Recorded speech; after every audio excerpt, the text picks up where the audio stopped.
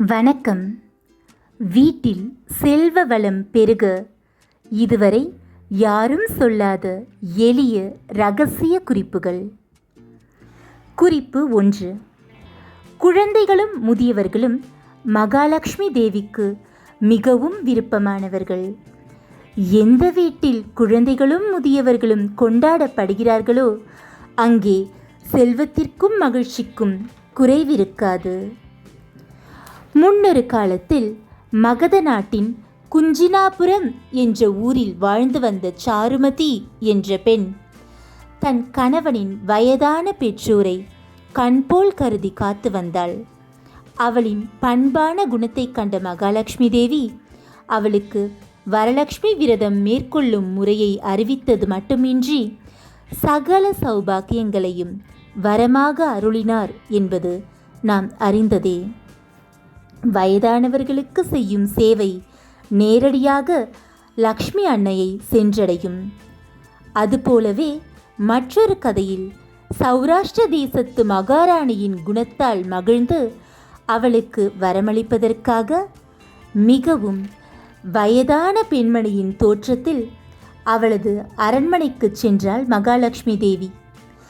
தேவியை வரவேற்று உபசரித்த அரசியிடம் தேவி, அதிதிக்கு உணவிடாமல் இன்று நீ சாப்பிட்டு முடித்து தாம்பூலம் தரித்திருக்கிறாயே, இது முறையா மகளே என்று கேட்க, கோபம் கொண்ட அரசி, ஏ கிழவி, எனக்கு நீ புத்திமதி கூறுவதா என்று கேட்டு வயதான தோற்றத்தில் இருந்த தேவியை கன்னத்தில் அடித்து வெளியேற்றிவிட்டாள்.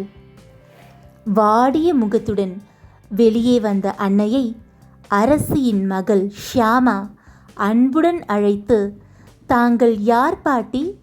என்ன வேண்டும்? ஏன் அழறீங்க? யாராவது ஏதாவது சொன்னார்களா? வருந்தாதீர்கள் என பரிவுடன் பேசி உபசரித்தாள். அவளது அன்பில் மகிழ்ந்த அன்னை ஷியாமாவுக்கு மகாலட்சுமி பூஜை செய்யும் முறைகளையும் அனைத்து வளங்களையும் அருளினார். மேலும் ஷியாமாவின் அன்பிற்கு பலனாக நற்குணமும் அழகும் அறிவும் செல்வமும் பண்பும் நிறைந்த மாலாதரன் என்ற மன்னன் அவளுக்கு கணவனாக வாய்த்தான். ஷியாமா கணவனுடன் அவள் நாட்டுக்கு சென்று விட்டாள்.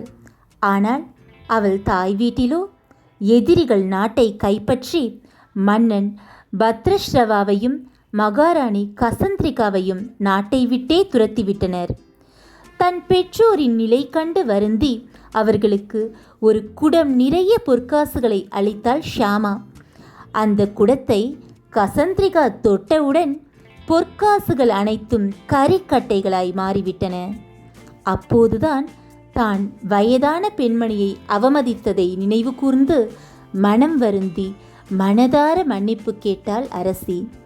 பின் உண்மை அன்புடன் அவள் மீண்டும் தேவியை வணங்கி முதியோர்களுக்கு உதவி செய்து வந்தாள். அதன் பலனாக தைரியலக்ஷ்மியின் அருள் பெற்று மன்னன் மீண்டும் தன் நாட்டை பெற்று மகிழ்வுடன் வாழ்ந்தான் என்று புராணங்கள் கூறுகின்றன. உண்மைதான். எந்த வீட்டில் முதியவர்கள் புறக்கணிக்கப்படுகிறார்களோ அங்கே குழப்பம், நோய், நிம்மதியின்மை, எவ்வளவு பணம் வந்தாலும் நிதி பற்றாக்குறை போன்றவை இருக்கும். அந்த காலத்தில் வீடுகளில் வயதான பெற்றோரை மதித்து அவர்கள் தலைமையில் குடும்பம் நடத்தி பிள்ளைகளை தங்கள் செல்வங்களாக நினைத்து பேணி காத்தனர். நன்றாக நினைவுபடுத்தி பாருங்கள். அத்தகைய வீடுகளில் உணவிற்கோ பணத்திற்கோ பஞ்சம் இருந்திருக்காது. குறிப்பு 2. பேராசை, புறம் பேசுதல், பொறாமை, கெடு நினைவு இவை வெளிப்படுத்தும் எண்ணங்களின் கதிர்வீச்சுகள் மிகவும் ஆபத்தானவை.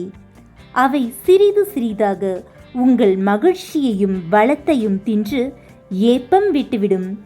இத்தகைய குணங்கள் நம் வளர்ச்சிக்கு தடை. எனவே இத்தகைய எண்ணங்கள் தலை தூக்கும் போதெல்லாம் எல்லோரும் இன்புற்று இருக்க வேண்டும், எல்லோரும் இன்புற்று இருக்க வேண்டும் என 21 முறை கூறுதல் வேண்டும். இதனால் நம் உடலுக்குள் நல்ல ஆற்றல் பாய்ந்து பரவி நல்ல சக்திகளையும் வளங்களையும் நம்மை நோக்கி ஈர்க்கிறது. குறிப்பு 3. அகத்தூய்மை. அகத்தூய்மை அவசியம். அகம் என்பதற்கு உள்ளம் என்றும் வீடு என்றும் பொருள் கொள்ளலாம். நம் உள்ளத்தையும் இல்லத்தையும் தூய்மையாக வைத்து கொள்ள வேண்டும். இந்த 3ஐயும் நாம் கடைபிடித்தால் போதும். இறை அருளுடன் அனைத்து வளங்களும் உங்களை தேடி வரும். இதுபோல பயனுள்ள தகவல்களை தெரிஞ்சுக்க நம்ம சேனலை சப்ஸ்கிரைப் பண்ணி வச்சுக்கோங்க. வாழ்க வளர்க. நன்றி.